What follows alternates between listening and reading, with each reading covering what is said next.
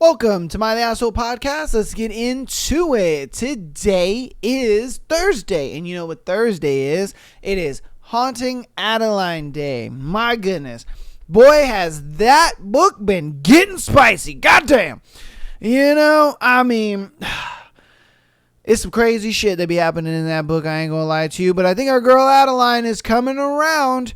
You know, like I said at the end of the Tuesday episode, you know, when he explained to her that, hey, man, I'm the one keeping your ass out of trouble, and if it wasn't for me, then they would have targeted you anyway, and you'd have been, you know, sex trafficked and all this kind of crazy stuff.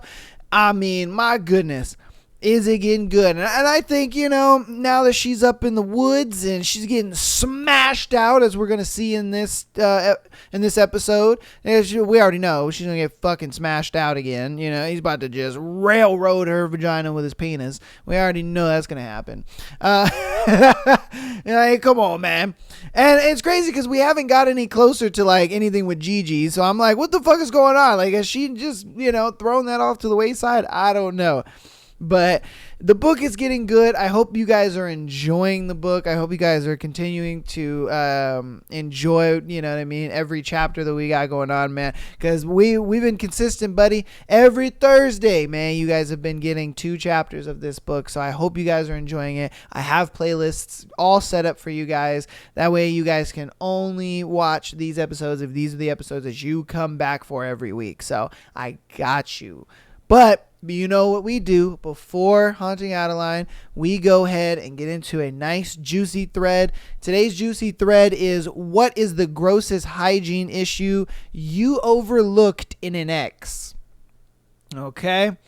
So,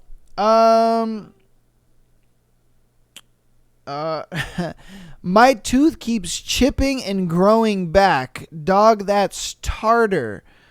Oh, that's nasty. Like, bro, he's talking about that like white gunky shit on his teeth. He's just like, my tooth keeps chipping. And it's like, no, bro, you don't pick your motherfucking teeth. You need to start flossing. That's disgusting. I don't like to brush my teeth because it makes my gums bleed, as in therefore it's not good for him. Bro, no. Come on, man. These motherfuckers be having some hot mouth. God damn. Jesus. How's this happened with my high school girlfriend at 17? Bottom drawer of the bathroom filled to the brim with used tampons? What?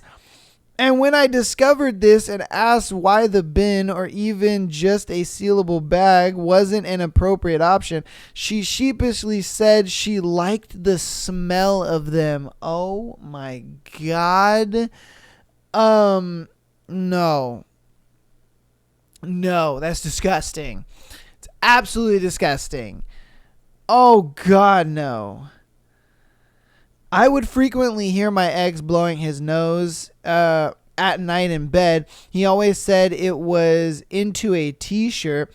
Thought that was gross, but whatever. Then when I moved out, I discovered he was actually blowing it into his hands and wiping it onto the back of the fabric headboard of my bed. His side was covered in so much disgusting crusty snot, I left it there. Fuck it, trying to clean that. Oh my God. That's disgusting. Bro.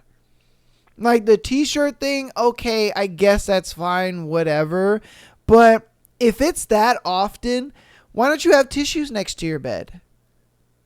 I mean, that makes sense, right? You have some tissues next to your bed. It would kind of help things. Okay. Wow. Didn't seem to shake well or wash well, so if I ever laid my head on his lap, it reeked of piss. God damn, bro. Nah, man. My homeboy just don't like... boy doesn't shower. That's what it is. If a guy showers regularly, like, look, man, you can shake well. You can do all that crap. That's not why he reeks of it. The reason he reeks of it is because he doesn't fucking shower. He doesn't wash his dick. Like, bro... Come on, man. Wash your meat. What are you doing?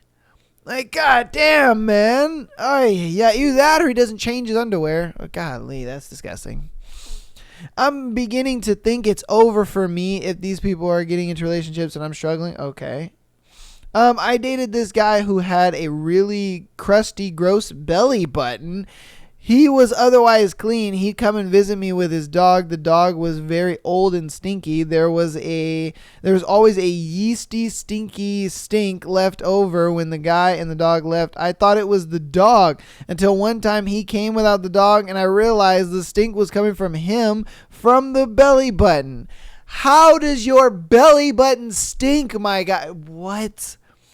I never thought that would be a possible thing. Like your armpits, sure. You know, I don't know. Oh, God. Okay. I guess your belly button can fucking stink. That's crazy. I could smell my ex's ass. Had to bring it up more than once. This was one of many things. I don't know why I put up with that shit. All I can think of is that I had low self-worth. Y'all niggas need to take showers, man. What is going on? Why do people not like to take showers? What's wrong with them? I love showers. There'll be sometimes I don't even want to get out of the shower. I'm like, bro, this shower is so good. I don't even want to get out. The water is perfectly warm. It's hitting my back, kind of massaging a little bit. Man, especially after the gym. Oh, your muscles be all tight. You loosen them up with some nice warm water. My goodness. I never want to get out of the shower. Why in the hell these motherfuckers are going over to their girl's house and they're not showering? Bro, like when I go to my girl's house, I shower. I clean up. You know, I got my breath smelling good. I wash my dick. Like, man, put on a little cologne. I'm trying to get some coochie. You ain't gonna get no booty smelling nasty. Like, come on, man. Ain't no girl trying to get humped by a dude who smells bad. Come on. God damn. My ex had toenail fungus. That's gross. So bad that his super long and disgusting crust mobile toe literally cut holes in multiple fitted sheets. Our toilet paper rolls would get poop on them because ye old ex somehow got a poopy hand every single time and then transferred a little bit of it to the roll. Was he doing the first pass with a bare hand? I have no idea. Does he not wash his hands after he takes a shit? My guy. Like I use wet naps to wipe my ass, but that doesn't change the fact that my fingers were in my ass. Like, bro, like, come on, man. Do you not know where your hand has been? Even if you wipe your butt. It does not change the fact that your fingers were up in your butt, bro. You wash your hands. Like, oh my God. Man. No wonder ladies rather be single than date dudes. Godly. This is ridiculous. Once he didn't change his clothes for a week. Oh my God. What? My God. Oh, no, not the ding. I hit the ding by accident, but... Bruh. Why? You guys are just... It's ridiculous. He then took a shower and almost put the same underwear back on. Bro, oh my God. Do you not own a pair? Like ever since I became an adult... Every year for Christmas, I tell my mom, hey, I want underwear and socks for Christmas. You know what I mean? Like, that way you have an endless supply of them. Like, come on. Oh my God, this is crazy, bro. I had to convince him to put on clean underwear. Sat on the bed right after a shower naked, stood up. A tire rack was on the bed. He had just showered. This happened multiple times. What the fuck? Why was it? Oh, I see. Okay, so after the shower, he sat on the bed and there was a tire track of dookie. I see. Oh, God, that's nasty. I see. Okay. All right. She wasn't the best at wiping. Oh, this is a girl. Wow. Okay. I stopped doing her in doggy as I didn't want to see the shit. Once we did it, I had shit on my stomach afterward. Oh, she was on top and there was doo-doo on him. Oh, no. Oh, that's nasty. Golly, how do you not feel that? Like, how do you not feel having a dirty butthole? Like, God. Well, not on purpose, but when we broke up, my family told me he smelled horrible. I have no sense of smell, so I had no clue. Oh, and they're just like, oh, well, she loves him, so, oh, that sucks. I just got up and brushed my teeth again because they felt nasty for these people. Facts, bro. Golly. All right. It's about balance. I couldn't find a way to tell him that after a long day he needed to take a shower because he had stinky dick. Facts. I didn't want I didn't want a shower because I always took one before a date and take one in the morning too. His dick was always stinky on dates. I felt so disrespected, but he would cook me dinner and do all of the dating shit. But you expect me to suck stinky dick? We broke up. Yeah, facts, man. Why don't you just shower? Why don't you shower? Like I said. And she said exactly what I was saying. I'd make sure my mouth situation's all clean and minty. I make sure my dick is clean because I'm trying to get some coochie. And a girl ain't gonna let you hump her with some stinky dick. Okay, come on, man. Take a fucking shower before you see. God damn it, man. Oh, my God. All right. Not an ex, but a cute guy I hooked up with transferred me to his tonsil stones while making out. Ugh. Hey, yo, what the fuck? Wait, seriously. What? That's disgusting. I didn't say anything, but I didn't want to embarrass him, and I thought it never happened again. Guess what? Makes me want to throw everything. Yes! You know how disgusting those smell? Oh my God. I remember there was one time I was, flossing my teeth and whatnot. I happened to see him, and I'm like, oh, and so, I got some those little plier thingies, and I was like, oh, and you could smell it, and it's just disgusting. And his were in your mouth? Ugh. Ugh. Oh, God, man.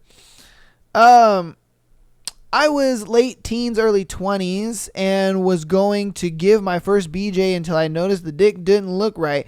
Caked on schmegma like he had been rolling in lotion, and the smell, oh my God, I jumped back. What the fuck to the situation? He wasn't even a smelly guy. I just don't think he knew he was supposed to clean there. I never did give him a BJ either. Another one, I was seeing a guy, but he would never invite me over to his bedroom, and one night his friend dragged me to the room and was like, look at this. You want this? This is nice? It's disgusting. He's hiding this. I'm trying to help you. He was flipping through trash to show me how bad it was. Food containers everywhere, trash all over the floor, and I'm pretty sure suspect looking piss bottles?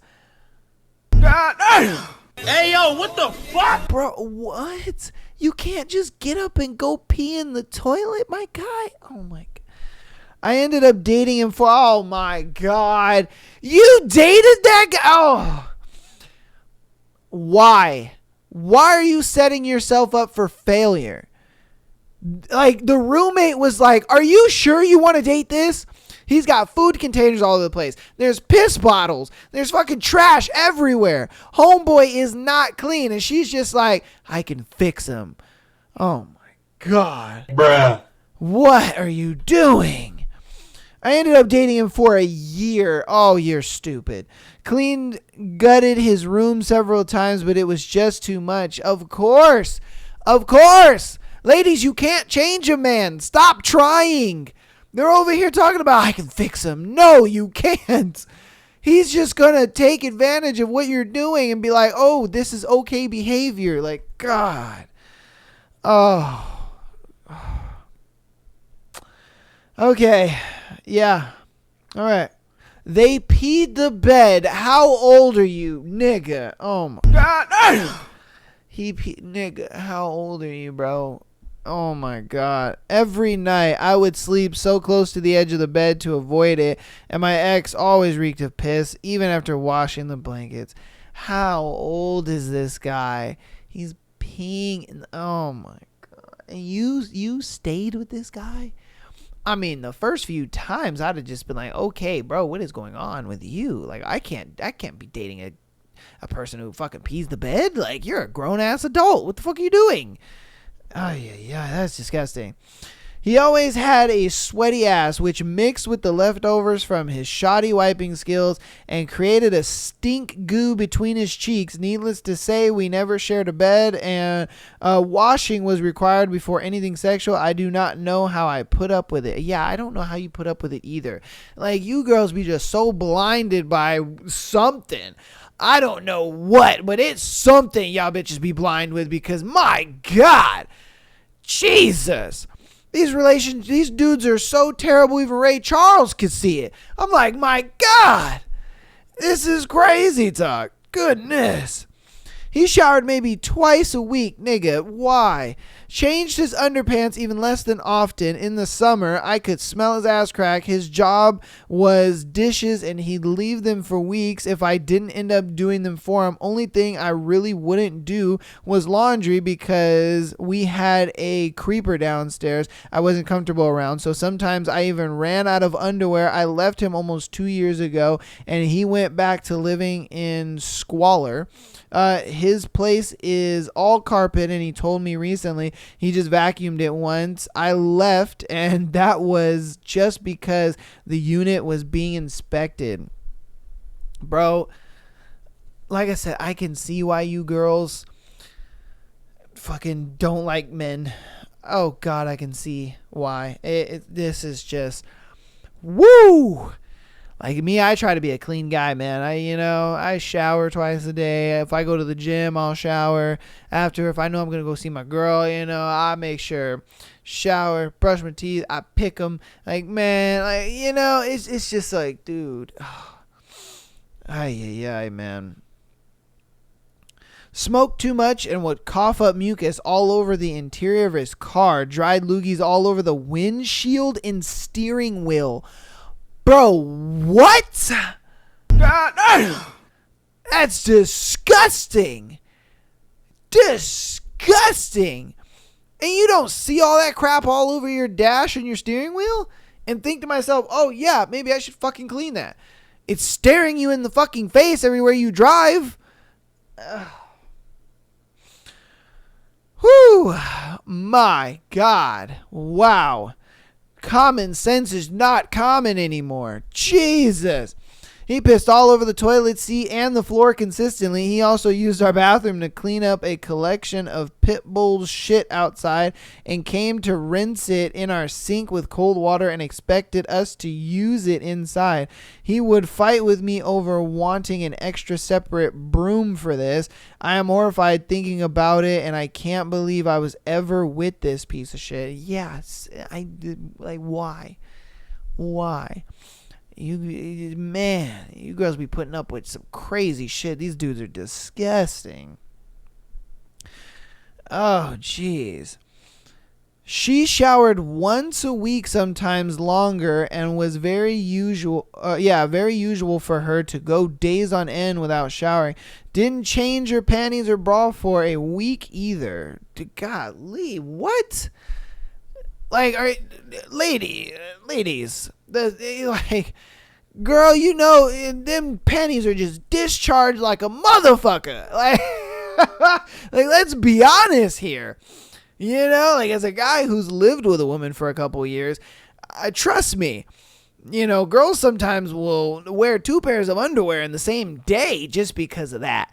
You know what I mean? Like, it's a natural thing. It happens. That's just their vagina cleaning itself, whatever. So, it's understandable. But you just sitting in your discharged underwear like that is, oh my God, that's disgusting. Like, oh, Jesus. Like, don't get me wrong. The dudes in this thread have been worse than the girls. Let's be honest here. But, you would think, like, the girls wouldn't be that bad. Like, god damn. Okay. His toothbrush was moldy. Wow. I don't think he ever thoroughly rinsed it off after brushing. He still used it and called me a nag for mentioning it was probably unsanitary. So I got him an expensive electric one. It got moldy, so I took on replacing the toothbrush heads for him myself every couple of weeks. He wondered why I barely wanted to have sex. Who wants to fuck something they're raising? Facts, man. Facts. You can't be a man? Like, bro. Like, golly. Like, don't get me wrong. You know, if you had your shit together and you were actually taking care of stuff and she was doing these things because you simply couldn't do it because you were so busy with other stuff, yeah, she would be like, okay, cool, no problem. I don't mind changing out your toothbrushes or whatever. You know, like, that happens. But but the fact that it's like, bro, you sit there and you don't brush your teeth so long that your toothbrush gets moldy, that's crazy. That's crazy. Oh my goodness. Wow. Okay. We're going to do like 4 more. Refused to floss. She claimed the space between her teeth was too tight, so I introduced her to the Glide series from Oral-B, but she still refused. I suggested a water pick since there was no actual flossing involved. She refused again. Some nights her breath was really, really bad to the point where I let her know because I was worried for her health. She took it as an insult and tried to say I was just being a dick. I loved the relationship, but we eventually broke up. The flossing wasn't a factor in this, but it's certainly something that I eventually overlooked. Definitely. I mean, golly. And it's one of those things where it's like, if a person can't take care of their hygiene, that says a lot about them, and they can't take care of other things. You know, that kind of shows you the importance that they put on other things. It's like, they can't take care of something as simple as their hygiene. You know, brushing their teeth, wearing deodorant, taking showers, wearing clean underwear, cleaning our private parts. Like, we can't do that. How in the hell are you supposed to do other things in a relationship? It's a recipe for disaster, you know, and that's why hygiene is so fucking important. Goodness. All right, we're going to do 2 more. We both somehow contracted head lice. Oh, God. Wow. We both had quite long hair. I washed mine regularly, and he washed his once in a blue moon. Due to this, they liked living in my hair, but liked laying eggs in his hair. So I was literally walking around with an itchy scalp all the time whilst he wasn't bothered by it at all. I was washing my sheets and treating and combing through my hair every night. Second night, in attempts to get rid of these fuckers, I kept nagging him to do his head at the same time, but he claimed it hurt too much. He was too tired. He couldn't be bothered, even though I was literally offering to do it for him while he sat there and zoned out. Man, some of these guys are just little bitches. Like, oh, I don't want to do it. I don't feel like it. Fuck your feelings, bro. Like, what are you doing? Oh, God. You sound like a little bitch. Jesus Christ. We both had our own separate living arrangements, but spent every night together at each other's places. It got to the point where we'd both had head lice for over 4 months. Bro, there's no way. I would have killed that shit in a week. I'd have been like, yo, okay, there's something going on. Like, we need to get some soap. We need to get something because fuck this. Like, you and I are both going to use this. Like, no way. That is crazy. 4 months? Despite my time-consuming efforts to get rid of them, I finally told him to spend the night at his place and sort it the fuck out as I was staying at mine to wash my sheets and basically marinate in the head lice treatment, and that he was absolutely not welcomed at my apartment. He got the idea after that, but it took a few weeks. I knew it was fucking revolting at the time, but looking back on it now, it makes me angry. I want to reimbursement for all the money I spent on the chemist on nit poison. Dude, yeah, I would feel pissed off too. I'd be like, bro, you're the fucking reason I have head lice and I've had it for 4 months. God, that makes my head itchy. Jesus Christ. Man. Refused to wear deodorant because it was feminine and feels weird. Motherfucker, you stink. Wear it. Facts. Wear deodorant, dude. Deodorant is not feminine. It's not gay. No, deodorant is part of hygiene, bruh. Your pits stink. I hate when I leave the house without putting on deodorant. I'm like, oh, fuck. You know, because I know pits be stankin', man. And then sometimes, you know, I get the female ones because I like the scents. You guys have better scents than we do, man. Like, I feel like dudes, they have like 3 scents. You know what I mean? I'm just like, bro, no, I hate it. So sometimes I'll be buying the little secret ones, you know, the blue clear ones. I fucking love those things. I love the gel ones. Those are my shit. And they smell so nice. Like, they have like lilac and sunflowers and fucking sunshine and rainbows and all this other cool shit. I'm like, man, you guys got the sense. I low key, hey, no shame in this guy's game, but man, I be buying the girl ones because the girl ones, and they last a long time too. Sometimes more than the dude ones. Like, the dude ones will have a bit of a stronger smell, sure, but for the girls ones, they last. Like, your boy don't be sweating for nothing. Man, that's crazy, dude. That's crazy. But that's gonna go ahead and end that thread for today. Hope you guys like that thread. My goodness. Yeah, motherfuckers is stinky, and I see why these girls be, I see why I see why girls are just like, you know what, man, dating dudes, it ain't worth it, because these motherfuckers are disgusting. Like, god damn, man. Take care of your hygiene out there, man. Take care of your hygiene. Jesus Christ. Hopefully this thread, you know, had a bit of a wake-up call for you guys. And, you know, you may have a significant other right now, and you're just like, man, this motherfucker don't brush his teeth. Man, this motherfucker doesn't shower. You know, yeah, my boyfriend did have some schmegma on his dick, you know? But I'm going to hop into announcements. We'll get into the recap of Haunting Adeline from last week, and then we'll get into the chapters we got going on today. I believe we have chapters 34 and 35 for today. My goodness, we're about 80% done with the book, man. We're almost done. I'm super excited to see what goes on and the happenings. Obviously, in this first chapter we're about to go over, in this first chapter we're about to go over is pretty much just Adeline getting fucked again. You know, no surprise there. If you remember last week's episode, she pretty much ran off into the fucking woods, you know, and he's got her pinned down, and it's raining, they're soaking wet, and he's just like, I'm gonna fuck you, you know, so that's what's about to happen with that. But patreon.com/MyLastPodcast. Get on there, $3 a month. Get you an exclusive episode every single Friday, as well as being able to send in your scenarios to be featured on the Tuesday and Sunday show. If you are primarily a audio listener, please keep downloading the podcast as well as rating. Rating 5 stars is preferable, helps out a ton, and it is free to do. Downloading and rating 5 stars is free to do. Help us out here. Following us on TikTok as well as Instagram. TikTok, we're on the road to 10K, as well as Instagram. Follow us over there, because sometimes TikTok has issues with certain clips that I post, so we put them on just Instagram. So there are some exclusive clips over there.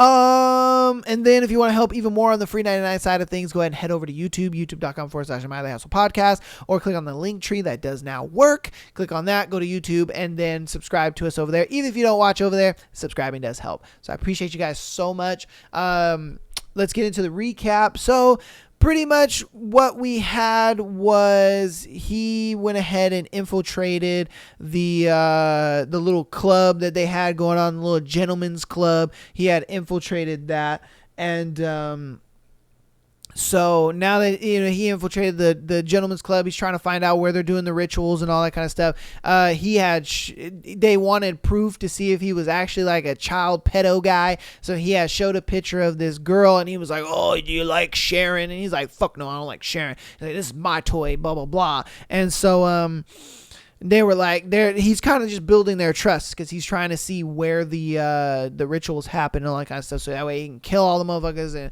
you know, do all that shit.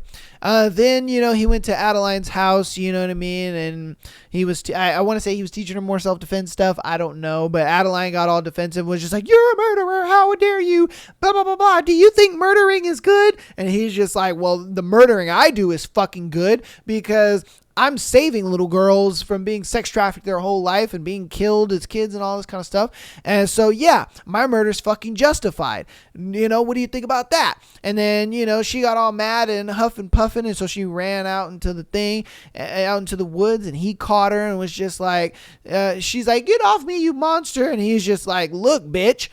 Even if I wasn't involved in your life, if I never saw you at that book signing, they would have still been after you regardless. And they probably would have got to you sooner because I wasn't involved in helping it. But since I've been involved in your life, it's put a little bit of a monkey wrench. You're marked. They want you regardless. And I am not going to allow that to happen. And so since I'm not going to allow that to happen, I need to protect you. But in order for you to let me protect you, I need to be around. You got to let me kill these motherfuckers and do what I got to do. And so she's just like, you know what? I think he's kind of right. Okay. So now, you know, she's spreading her legs and she's ready for that penis. And I think she's ready to kind of love him or whatever and all that bullshit. You know what I mean? She's been fighting this dude the whole time. It's like, girl, stop. This man touches you and you're just soaking wet. So stop. You know what I mean? Like, she's trying to play this old hard girl kind of nonsense. I'm like, bitch, get the fuck out of here. You know you want him. Just be with him. You know, you're letting your old whack ass pride get in the way. Girl, nobody gives a fuck about your pride. Stop. You know what I mean? Like, yeah, ridiculous. But let's go ahead and get into it. I'm going to go ahead and move you guys over. Let's get into it here.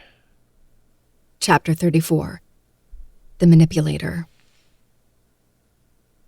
I've never been religious, despite my berating a phantom in the sky for constantly testing my sanity.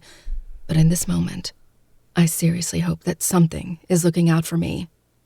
Because I have a feeling when Zaid is finished with me, my soul will be decimated, and nothing will be able to save me from his damnation. Swallowing thickly, I ask, how do you plan on doing that? I try to insert an ounce of confidence, but the calculating look on Zaid's face completely shreds that notion. I shiver, but not from the relentless rain soaking my skin. Instead of answering verbally, he reaches down and grips the waistband of my leggings. In one sharp tug, he's ripping the fabric down my legs and flinging it somewhere out in the forest. Definitely won't be getting those back. My eyes round when he harshly jerks my yellow thong, the lace easily tearing beneath his strength. Zaid, I gasp, attempting to close my legs to block the freezing rain from my exposed core. He deflects my attempts, prying my knees apart until the rain batters against my center. I squeal from the sensation, sucking in a sharp breath. Zaid may resemble a god, but he's never been the forgiving type. Adjusting his grip to the underside of my thighs, he pushes my legs back until my knees are hiked up to my ears, and my pussy is completely bare to the unforgiving elements. Zaid! I shout, my hands shooting out to cover myself. Touch yourself, little mouse. Let me see how hard you can make yourself come, he orders, his voice thick with desire. I'm not... He bars his left arm across both thighs and uses his now free hand to swipe my hands away. Before I can ask what the hell he's doing, he delivers a sharp slap straight on my pussy. I yelp loudly, pain lancing through my clit and up my spine. The only reprieve is with his body now leaning over me. The rain is no longer pounding against my sensitive core. What the fuck? What did I just tell you to do, Adeline? Don't make me ask you again. My mouth flops, the words having escaped me. He stares up at me, his face cast in a severe expression that brokers no room for argument. Biting my lip, I contemplate arguing with him, but it takes all of 2 seconds to come to a single conclusion. I don't want to. Keeping my gaze locked on his, I slowly slide my hand back to the apex of my thighs, the gathering slickness having nothing to do with the rain. Reluctantly, as if he can't decide if he wants to watch my face or my hand, he pulls his gaze away and settles those yin-yang eyes on my pussy. Right as I'm dipping a finger inside me, his nostrils flare and his hand on my thigh becomes bruising. Fuck. He mouths silently, his eyes flaring with heat. Heat that extends to me, spreading like wildfire until the pattering rain against my flesh is a balm to the incessant burn. Dragging my finger out of my pussy, I circle my finger across my clit, my mouth falling open and a husky moan slipping past my lips.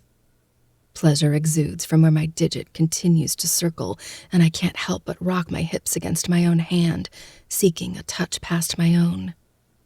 A touch that would be rougher, firmer, better. Ignoring my body's silent plea, I focus on my ministrations, my head kicking back as my orgasm builds. Zaid lifts up, removing his arm from across my thighs and taking up his former position of kneeling before me with his hands firmly holding my knees to the ground on either side of me. This way, his body is no longer providing protection against the rain, the cold drops of water like ice between my legs. I lift my head, my heart thundering as Zaid's eyes sear through me.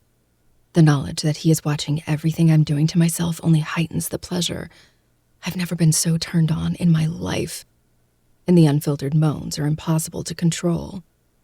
I'm too lost in the moment to care about how loud I am, too high on the euphoria coursing through my system as I reach that cliff.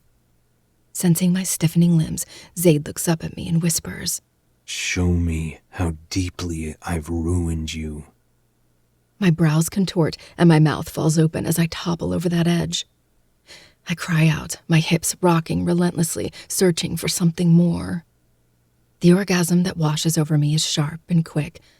Before, I would have been satisfied with that, but now, with the cruel man kneeling before me, I feel fucking robbed. I keep my mouth closed, the downpour and wind seeming silent now that my moans have ceased. A wicked smirk forms on his lips, emphasizing the scars on his face. Was it better? He asks, but it sounds like he already knows the answer. I nod, not brave enough to speak my lie, but too prideful to say no. For a brief moment, it feels like the world around me stills. The rain, the wind, the leaves on the trees. And then everything is speeding up, too fast for me to stop him from moving my hand and delivering another sharp slap to my pussy. Instinctively, I try to close my legs to abate the pain, but he pins my knees back, leaning over me menacingly.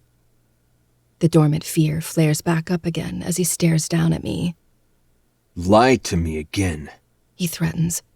My patience only stretches so far. I swallow the lump in my throat, my wide eyes locked on his. Was it better? It's at this moment my brain decides to remind me that I'm in the middle of the woods, alone, with a very dangerous man. A man who had tortured and murdered 4 men only 3 nights ago. No, I whisper, eyeing him carefully. I'm tense, waiting to see what his next move will be. Zaid has always been unpredictable. That feeling is nothing new. He won't hurt you, Addie. No, but maybe I want him to. He releases me and stands. Get up. He clips. Shock renders me frozen, but my brain catches up after a few seconds and I'm scrambling to my feet. I'm readying to ask. I don't even know, but before I can figure it out, he's bending down and grabbing the back of my thighs. He lifts me up, my legs instinctively curling around his waist. My sensitive center clashes with his hard cock straining in his jeans, nestling firmly between the folds of my pussy. A soft whimper escapes, and I'm still too shocked to move or say anything as he begins to carry me, assumingly, back towards my house. What's happening? I finally manage, shuddering as every step rubs his jeans against my overstimulated clit. I'm going to remind you how good it feels to be mine. Zaid's steps are purposeful as he carries me, the silence between us strained with terrifying promises. The rain hasn't relented, seeming only to grow heavier as time passes. I've no idea how he knows where to go, and I'm both impressed and suspicious. The only reason he knows these woods so well is because he spent a lot of time in them, stalking me. Is he hiding the dead bodies in there? The question is lingering on the end of my tongue, but I let it die. I don't want to upset the small, albeit shaky truce we've seemed to reach. His large palms cup my bare ass cheeks, the tips of his fingers a mere inch from my entrance. He doesn't explore, the teasing touch setting me aflame and flooding me with anticipation. He's driving me mad with desire, and it's only fair I return the favor. If he takes me on the cold, wet ground, I'd be glad for it. The smile that graces my lips is nothing short of evil. My lips trace the column of his throat, brushing so softly that the touch merely feels like a whisper. His grip tightens and my smile grows. Parting my mouth, my tongue darts out and licks a path from the base of his throat to the spot behind his ear. A growl vibrates against my tongue, spurring me into action. He marked me relentlessly so many months ago. Isn't it fair I mark him too? I bite down on that spot, lapping and sucking at the flesh trapped between my teeth, until I'm sure the skin is bruised. And then I retreat and find a new spot to mark, over and over as he gnashes his teeth, hands gripping me with bruising force. Eddie, he growls, his voice guttural and so deep it sounds demonic. I trail my lips up to his ear and bite down, sucking the lobe into my mouth. And then I withdraw, gliding my teeth sharply against the flesh as it pops free. "What's wrong?" I whisper into his ear. "Can't handle what you dish out?" I nip at his neck again, delighting in the sound of his control slipping and a moan slipping free. It's the sexiest sound I've ever heard, and I'm nearly feral with the need to bring it out of him again. The light from my front porch is just piercing through the trees when he gives in, slamming me against a tree trunk. My bare back scraping against the rough bark. His jeans are undone in record time, his cock bursting free from the confines and driving up inside me before I can process it. I scream from the intrusion, his cock stretching me so suddenly that all I can feel is fire. But he doesn't relent, fucking me against the tree until I'm clamping down on him, an orgasm tearing through me that nearly causes permanent eye damage from how hard they roll. He spills inside of me on a hoarse shout, ramming me so deeply into the tree, I swear there will be an imprint of my ass. I'm sure the squirrels will find that fascinating. Pulling out of me, he harshly tears me away from the tree and speed walks the rest of the way back. A visceral energy radiates off him, and I can't tell if it's full of anger or desire. My back is on fire, accompanied by the dull throb radiating between my legs.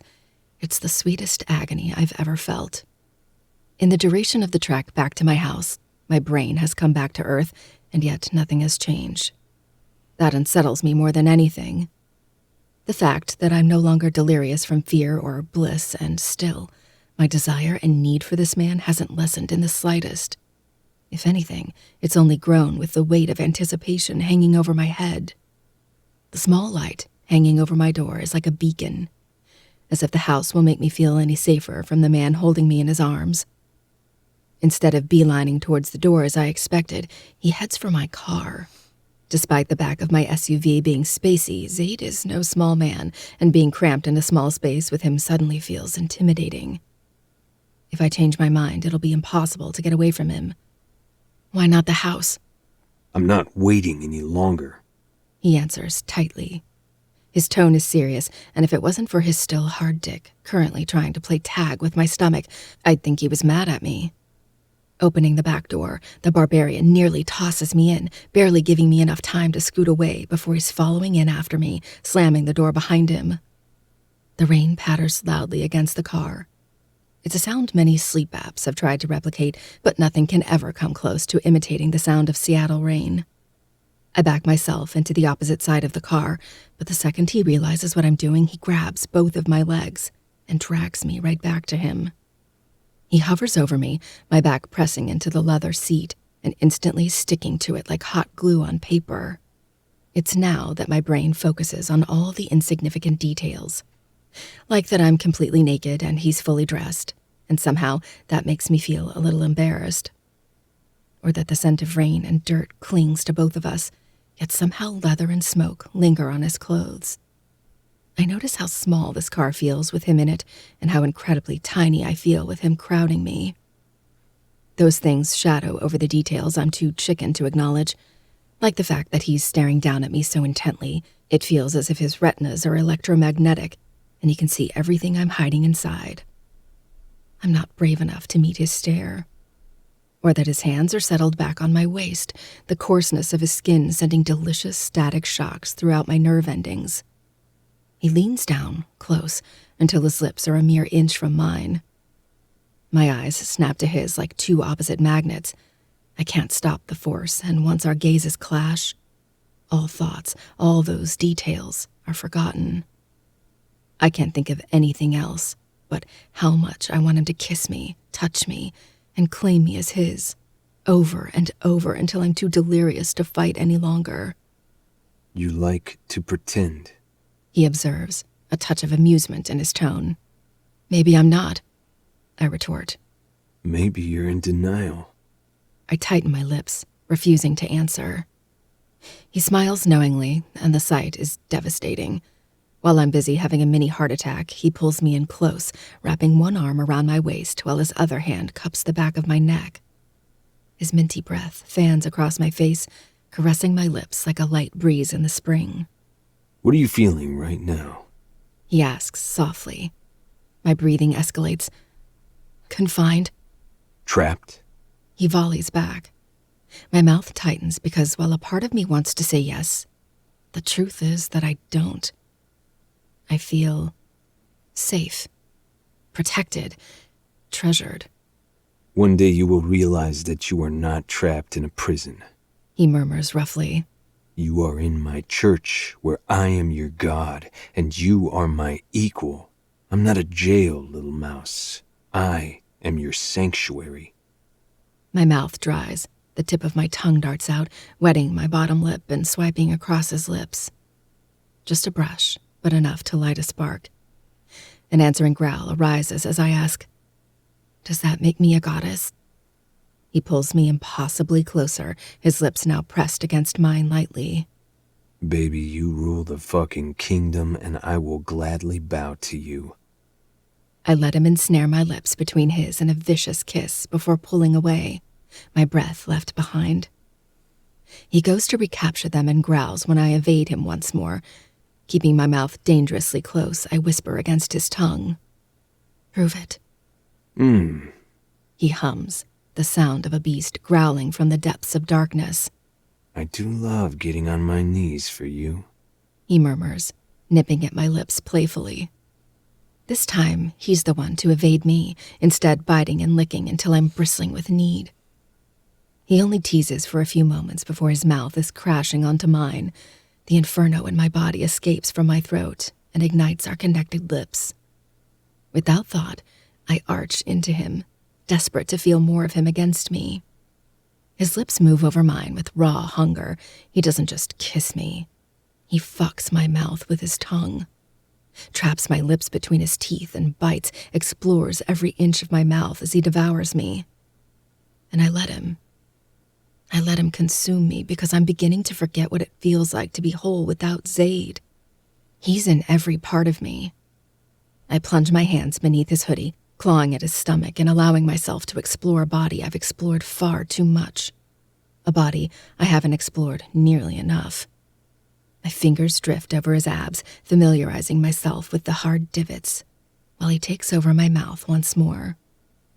My nipples scrape against his chest, and I can't stop the moan that releases from my throat. The sound swirls in our mouths, and he rewards me with a harsh nip to my bottom lip, dragging the sensitive flesh between his teeth before letting it go with a pop. He rears back and looks down at me, his eyes slowly taking in my naked form. The wet strands of my hair, now darkened to a mocha brown, are snaked all across my chest and the seat beneath me. Tendrils curl across my breasts and around my nipples, a sight his eyes snag on and can't seem to look away from. "Your turn," I whisper. His eyes drift back to mine and hold. He doesn't look away, even as he lifts up and slides the hoodie over his head, exposing his bare torso. I suck in a sharp breath. The tattoos covering his corded muscles and the various scars are a sight to fucking behold. I want to know the story behind those scars. and wanting to know anything past how hard he's going to make me come is terrifying. But I've always loved that feeling. I've always craved more of it. After some maneuvering, he kicks off his boots and socks and manages to wrangle his wet jeans down his legs. It's a moment that would usually feel awkward, but with Zaid, it only dries my mouth as he exposes his glorious body to me, inch by inch. Chests pumping in tandem, we look each other over, our eyes thirsty as he settles back between my legs, this time with nothing between us. His mismatched eyes pin me against the seat. I couldn't move if I wanted to. And that's the problem. I don't want to. I love the way his fiery orbs trace over my body like a paintbrush tracing the curves of a woman on a canvas. The wetness pooled between my legs is becoming too much, too heavy, too painful. The quick fuck against the tree only took the edge off while simultaneously ramping up our need to toxic levels. I'm waiting for you to bow, I taunt in a husky whisper. His eyes dilate and his nostrils flare. My words hang in the air like the oxygen has been sucked out of the room. A tense pause, and he snaps. He grabs my biceps and yanks me up, turning me towards the gap between the driver and passenger seat. He directs, Bend over between the seats. I do as he says, keeping my knees on the back seat bench while I fit my body in the small gap between the two seats, planting my hands on either side for balance.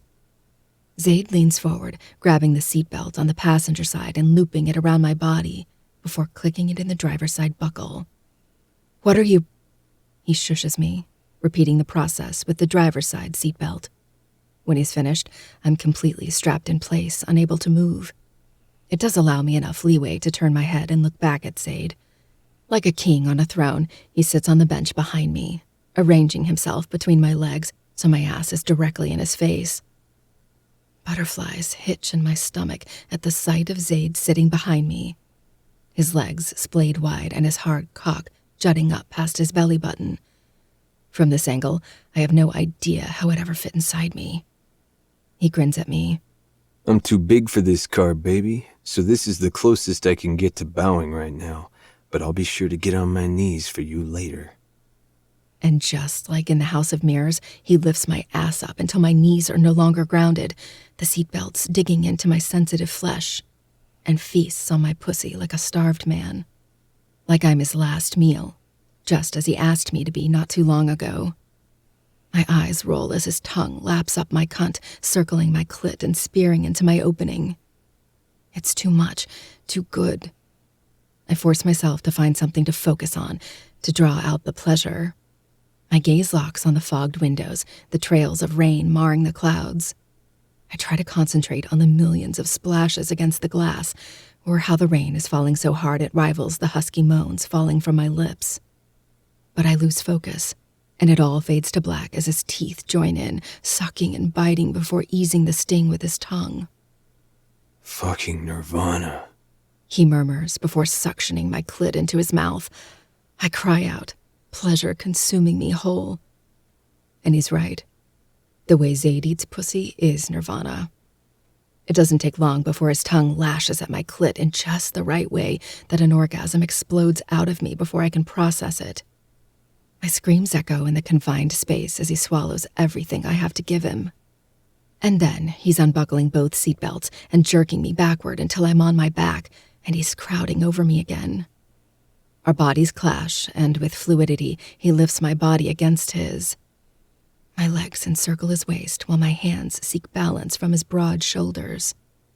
Our eyes stay locked, even as my pulsing core presses against the rigid length jutting between my legs. He snarls, his lip curling ferociously at the feel of my heat enveloping him. My eyelids droop, and with an ease I never knew I possessed, I grind my hips against him, spreading my juices across his cock. His hand shoots up, curling into my wet hair and pulling tightly. My head cranes backwards from the pressure, but my eyes don't leave his near feral face. His teeth are bared, and the blackness starts to consume his one white eye, darkness bleeding into purity, tainting it, just like he's done to me. Without warning, he pulls his hips back and pushes all the way inside, nearly tearing me apart from the force. My mouth drops from the stretch, fucking me against the tree and then making me come again just now still couldn't loosen me enough to fit him inside of me comfortably. Remember this moment. He growls deeply, withdrawing to the tip before pushing deeper inside of me. Because the next time I fuck you, you will be deeply in love with me, Adeline. I'm your stalker and a murderer, and you will love me anyways. And then he pulls back once more before he sinks himself to the hilt, hitting the spot inside me that has my eyes threatening to cross. That's not true, I pant. When his eyes flare, I continue. Did you think this was the only time you would fuck me tonight? He growls, his lips pausing a hair's breadth away. What did I say, little mouse? The next time I fuck you, you will be in love with me. The car rocks from the force of his next thrust, and the scream that rings out from my mouth is both embarrassingly loud and a sound I have never made before. I thought porn stars only made those noises, completely fabricated and practiced screams. But when he continues to drive into me with the force of a bull, those screams continue to fall from my throat, growing louder and hoarser each time. The rain falls mercilessly, the loud pings from the raindrops only accentuating the sound of skin slapping and the wet noises Zayd is drawing from my pussy. My nails score across his chest, and if he's so sure that I will fall in love with him by the time this is over, then I can be sure that I've added new scars to his collection. The answering growl is feral and vicious, and all it does is heighten the pleasure radiating from where our bodies connect. His arm circles around my waist, and in one swift motion, he lifts me up and twists us, so he is sitting on the seat again while I straddle his lap. When he grabs my waist and yanks me down on his cock, my eyes pop open wide. This new angle has him far deeper than before, a lot deeper than I thought my body was capable of taking. Zayd! I gasp, my nails now digging into his shoulders. Ride me, baby. I want to feel your pussy grip every inch of my cock. Fuck. I can't. I groan, my body still working to adjust to the sheer size of this man. You have 5 seconds before I rearrange your organs. He threatens. It does the job, kicking my ass into high gear and immediately rising up and sliding back down slowly. After a few different readjustments, I finally find an angle that allows me to completely seat myself on Zayd, without feeling him come up my throat. With this new angle, he hits that perfect spot he was abusing moments before. My teeth chatter, my nails digging deeper as my movements quicken. Zayd draws me in, bringing my body flush with his.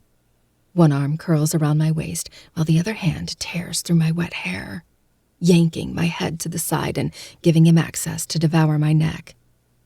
I cry out, my hips moving frantically and erratically as his teeth bite the sensitive skin below my ear.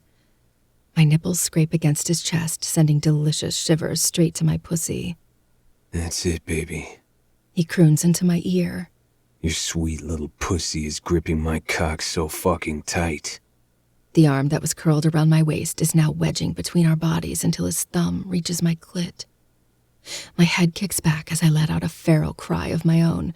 My eyes are rolling, and I can hardly breathe past the orgasm curling in my stomach. It's too much, too powerful. My movements grow choppy and uneven as my core tightens unbearably. Zayd, I grind out through clenched teeth, sweat forming on my forehead. I don't know what I'm asking for, but I think I know what I need. The salvation he so steadily promised me. The hand in my hair grips tighter until strands are ripping from my scalp. His fiery eyes catch mine, holding me hostage as I climb higher and higher to a cliff far beyond Parsons Manors.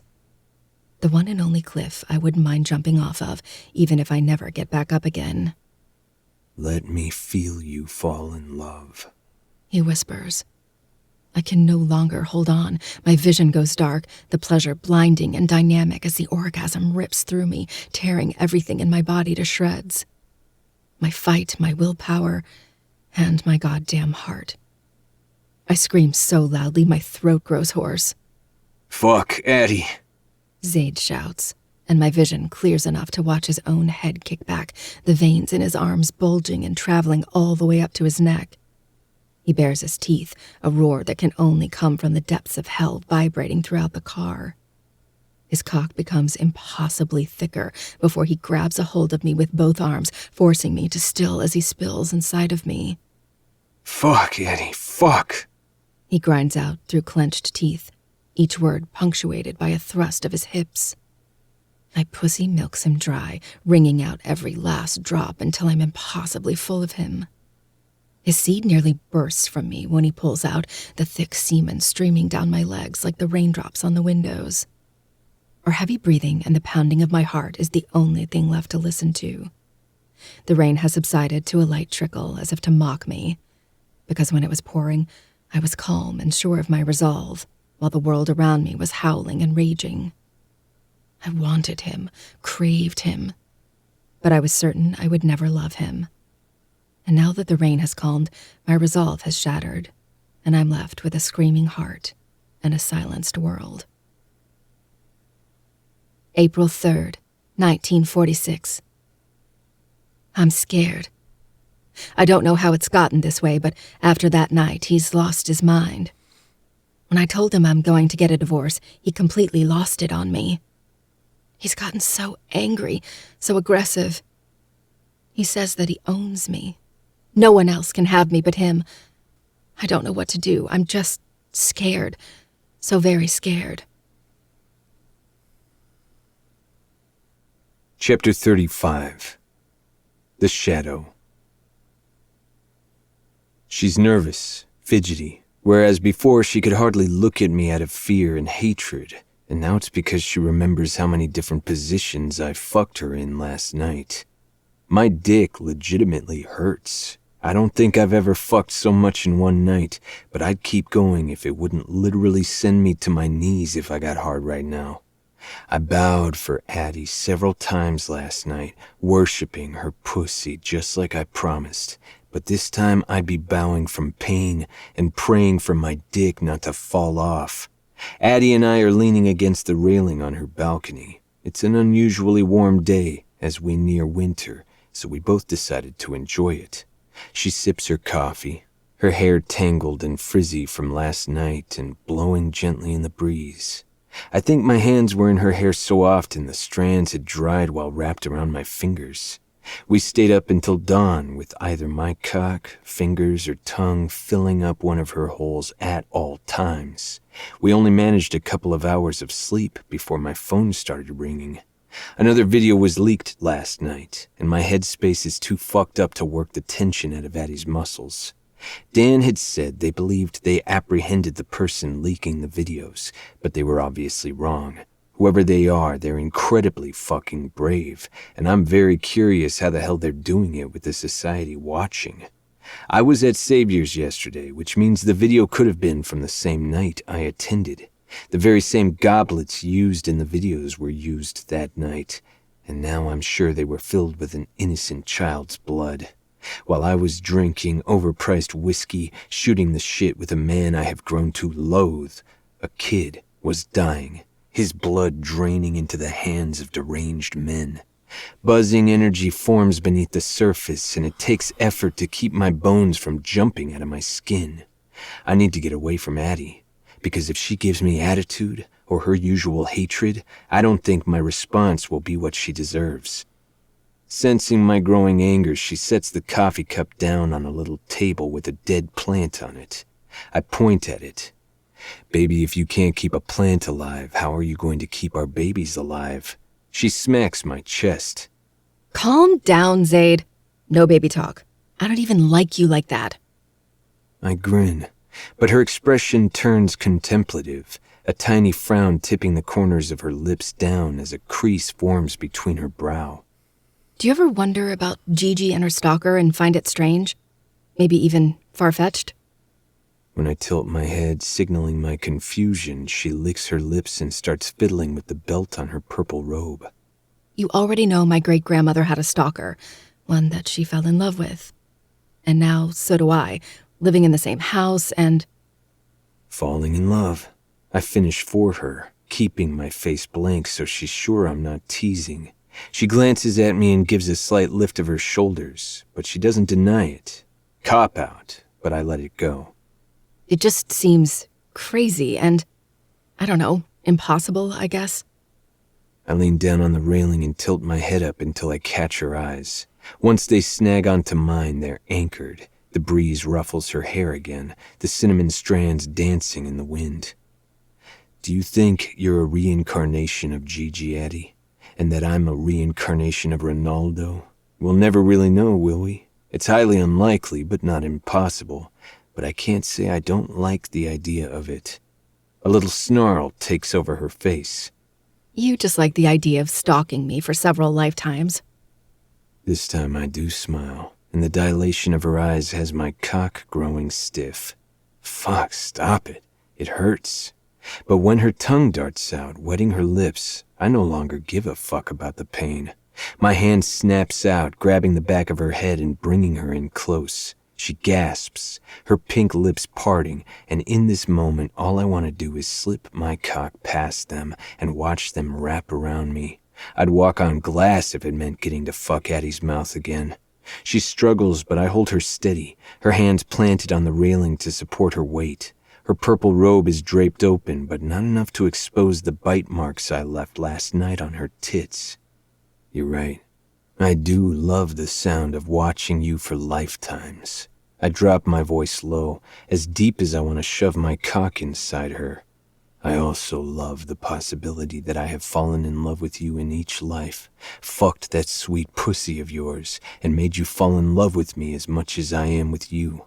What did I tell you, little mouse? That you couldn't escape me. If it's real, then I've chased you across time and space, and you've never been able to get away. She gapes at me, seemingly speechless for several moments before she gains her wits. You don't even know if that's true. She whispers. Or how many lifetimes you've stalked me for. I grip her hair and twist until her ass is flush with the metal rail. Her hand grips mine, nails scoring my flesh as she fights against me, but it doesn't deter me from bending her backward over the railing, the tips of her toes scarcely touching the floor. What the hell, Zaid? She screeches, her smoky voice breaking from fear, but my little mouse stills, her chest heaving, and it's then that I nearly break. She trusts me. Hush, baby, I murmur. I keep one hand firmly lodged in her hair while my other hand glides across her stomach. I hover over her and inspect every curve and detail that makes up the face of the woman I'm madly fucking in love with. Even with her eyes rounded in panic, she's the most enthralling creature I've ever laid eyes on. My fingers trail across her freckled cheekbone, down her jaw, and to her neck. Her breath catches and her pulse thunders. I can't help but smile, pleased by the reaction I draw out of her every fucking time I touch her. I trail my fingers down to her parted robe. Those bite marks on her tits now on full display. A low hum gathers in my chest, building to a growl when I pull apart her robe further until it falls completely to the sides, baring her creamy flesh and those rosebud nipples. They tighten in the cool wind, and my mouth waters with the need to bite down on them. My little unsuspecting mouse, living each life without any knowledge of what's to come, not knowing that I'm yearning for you, watching in the distance until I make myself known. I drag my lips across her collarbone, trailing up the column of her throat towards her ear. For centuries, both of us wearing different faces, inhabiting different bodies, but the same souls colliding over and over until this planet decides to crumble and our souls have nowhere else to go. I hum in amusement, enjoying the quickening of her breath. Can you imagine it? I ask softly. I pluck a nipple between my fingers, another low groan vibrating my chest. She shivers beneath my touch, her little pants desperate and breathy. Can you imagine what it would feel like to have my love for that long? She swallows, her eyes pinned on the water beyond the cliff as a shaky breath loosens past her lips. Do you know what it sounds like to drown? That's what it would feel like. She says, her voice husky and uneven. Tell me, baby, what does drowning sound like? like the first breath of air after being trapped underwater. It's a sound of both pain and relief, of desperation and desire. When you've gone so long without oxygen, that first breath is the only thing that makes sense, and your body takes it in without permission. Isn't it the most exquisitely painful thing you've ever felt? I jerk her head closer, bringing another gasp that skitters across my lips. You're mine, Adeline, I growl. I don't care if we're reincarnated or not. Here and now, this is fucking real, and in this lifetime, you are mine. I let her go, and she doesn't waste time scrambling up and plastering herself against the house. Her hands gripping the siding as if I had shaken her world, and she's grasping for something to ground her. I can feel the intensity radiating off of me. The buzzing has grown louder, and I'm not sure whether I need to fuck Addie or go shoot someone in the face. Are you okay? She asks quietly, sensing the turmoil raging inside of me. I look over to her, and it seems as if she shrinks beneath my gaze. It's not until I notice the tremor in her hands that I realize I'm glaring. Fuck, I say, swiping a hand roughly down my face. The raised scars only serve as a reminder.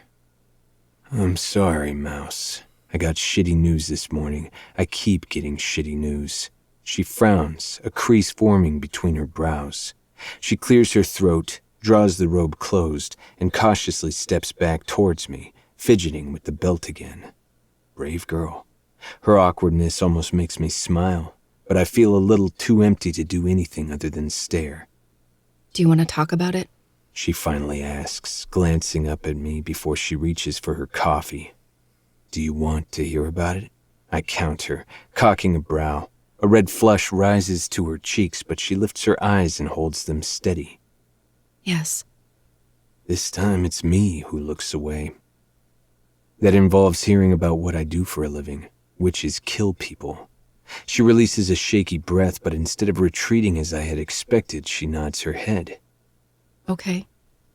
That single word, only made up for 4 letters, meant more to me than she could ever imagine. You're not going to like what you hear, I argue, and for the first time I think I'm searching for an excuse not to tell her. I've always been honest with her, but right now, I don't think I can handle her vicious rejection. Maybe not. She concedes. But you said before you save women and children. Was that not true? I pin her with my stare, conveying just how serious I am. That is what I do. All of what I told you is 100% the truth. I just didn't go into detail about what I do once I catch them. Torture them. She easily guesses. Those 4 politicians exposed that truth. She pauses, her caramel eyes boring into me. She's absently chewing her lip, contemplating something, it seems. Whatever she decides, she nods her head slightly to herself. I'm very curious to know what's going on in that head of hers. Tell me. She says, her tone firm and unyielding. I want to know everything about you. She ends her sentence with a wrinkle of her nose as if she thought she'd never say those words. It brings a small grin to my face. You mean besides what it feels like to have my cock in every hole of your body? She scoffs, a pretty blush staining her cheeks. You have not. She snaps. Yet, I promise. I haven't taken her ass yet, but I fully intend to soon. Zaid, focus. She hisses, but her clenched thighs and blown eyes don't go unnoticed.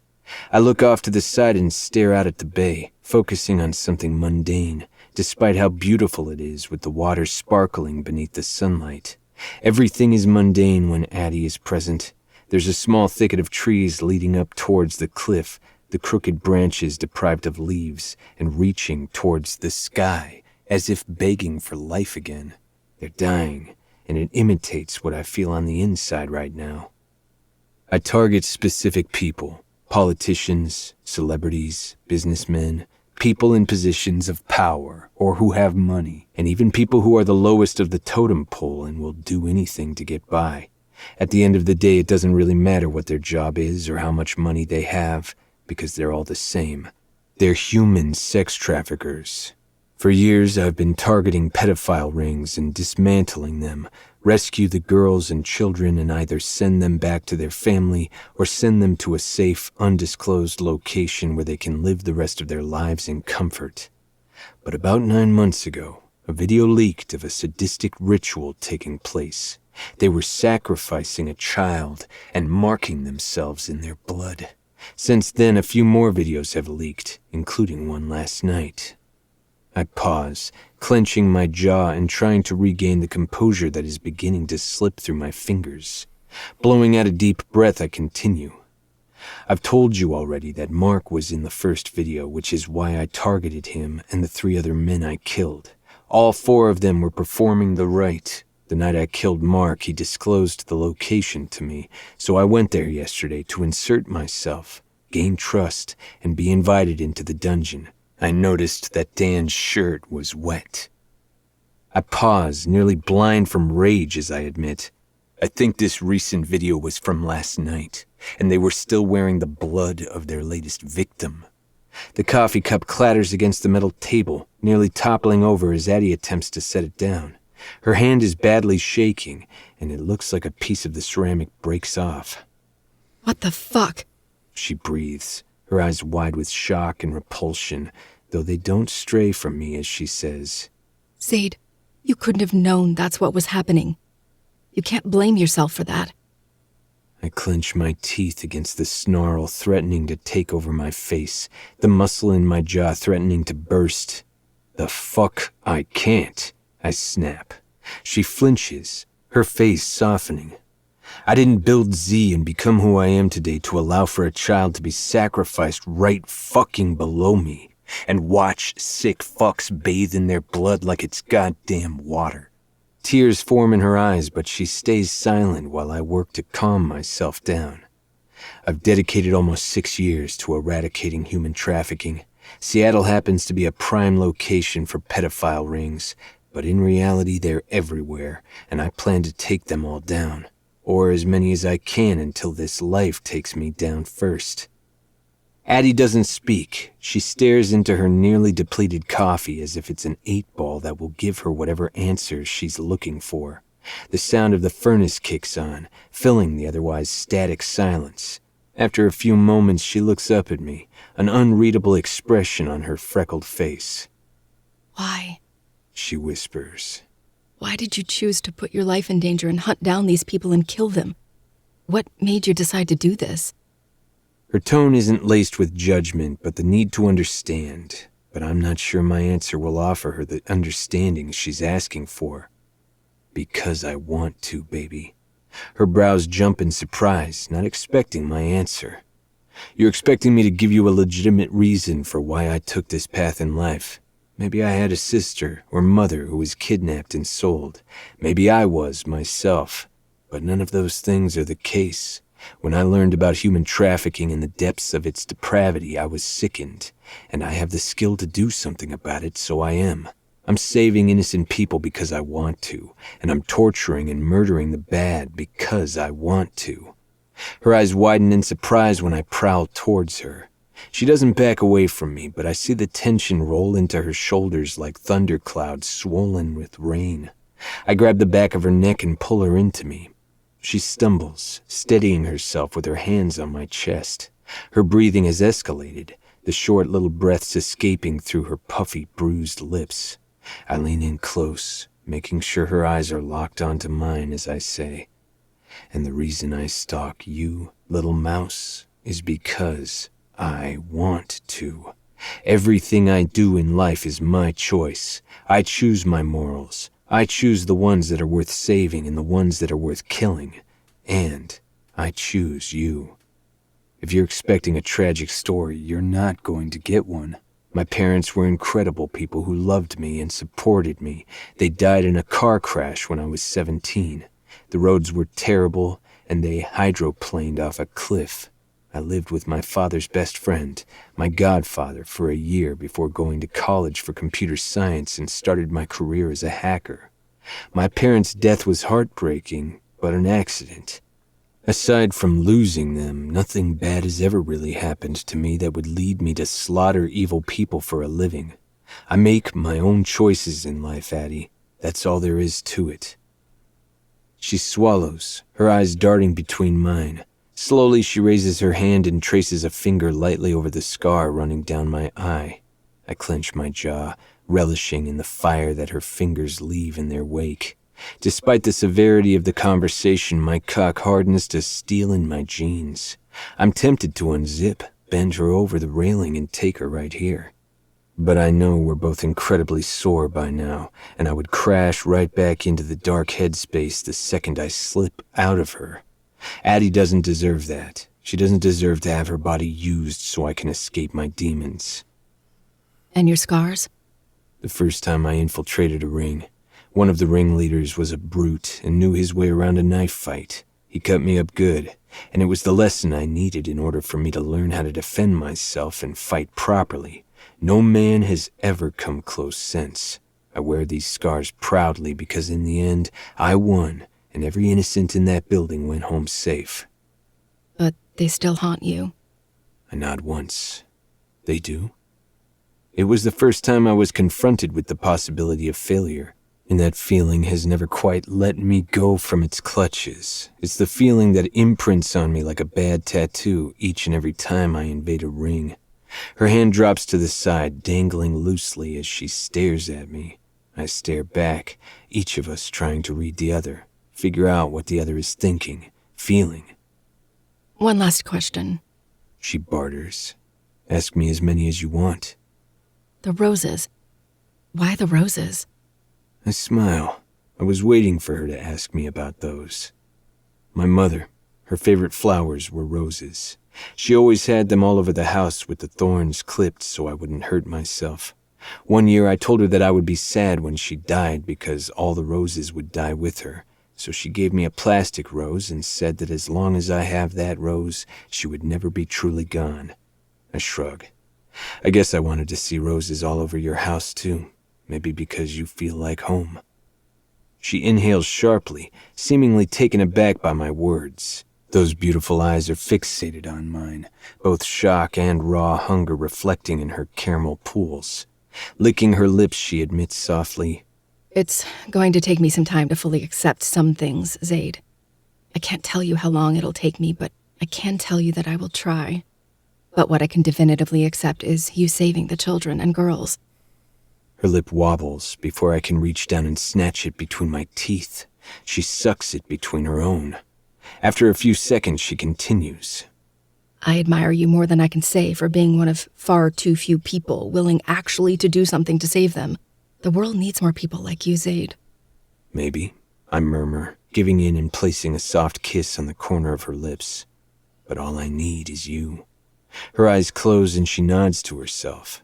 I don't know what conclusion she comes to in that pretty little head of hers, but when she opens her eyes and gazes up at me, it looks a little like she needs me too.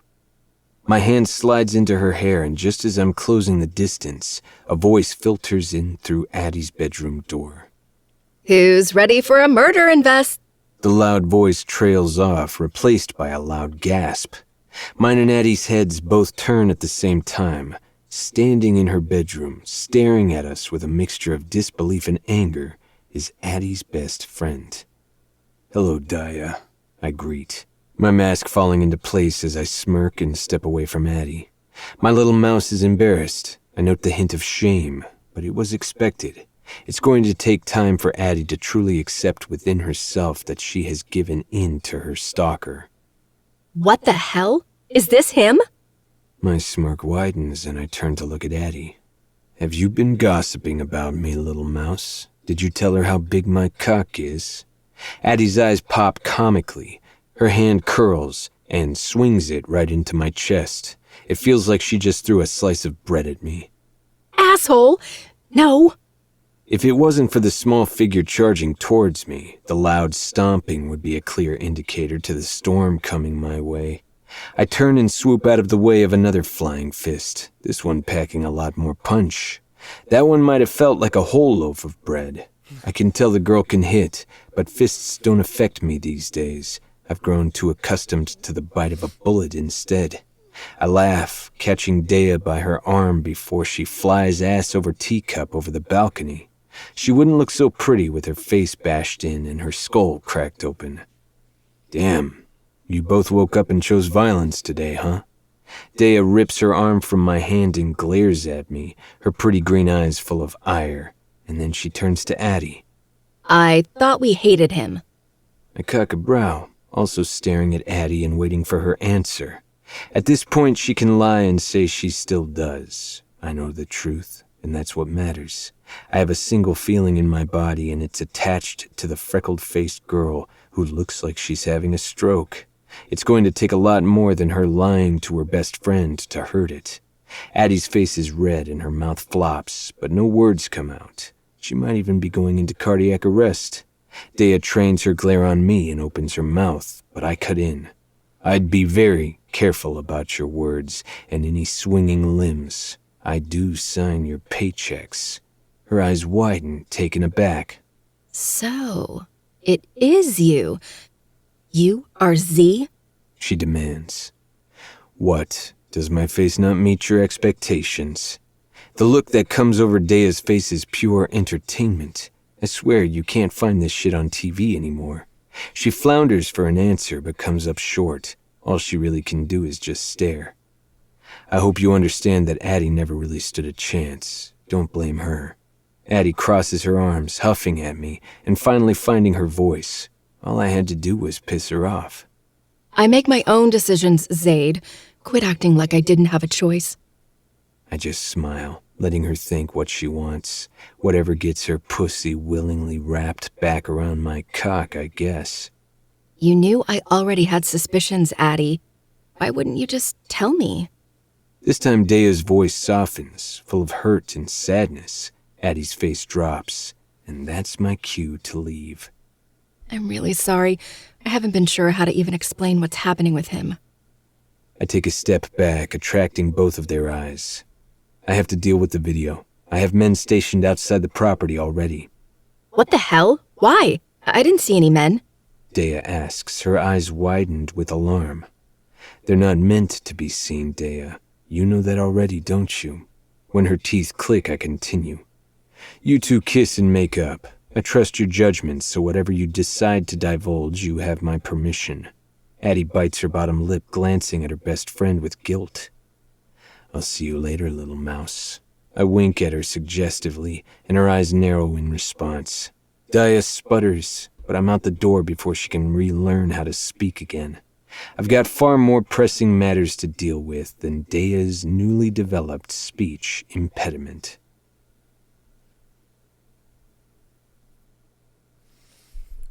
Oh, man. Oh, man. It got juicy at the end. Why? Why did it get juicy at the end? Come on, man. Goddamn. Oh, well. I guess we'll have to wait until next weekend. Next Thursday. Oh, man. That's a bummer. Well, thank you guys so much for watching. Thank you guys so much for being here on this Thursday episode for Haunting Adeline. Man, it got juicy at the end, man. Okay. Well, like I said, next Thursday, we'll see what happens. We'll see what she does divulge to her friend Daya. I'm sure Daya's just like, what the fuck is going on here? Why didn't you tell me any of this shit? I thought we were best friends. I know. Facts. But that's going to go ahead and end everything for me today. Thank you guys so much. Support us on the free 99 side. Download, rate out 5 stars. Follow on Instagram, TikTok. Get on the Patreon. All that Gucci stuff. We'll see you guys on Sunday. Love you guys and peace.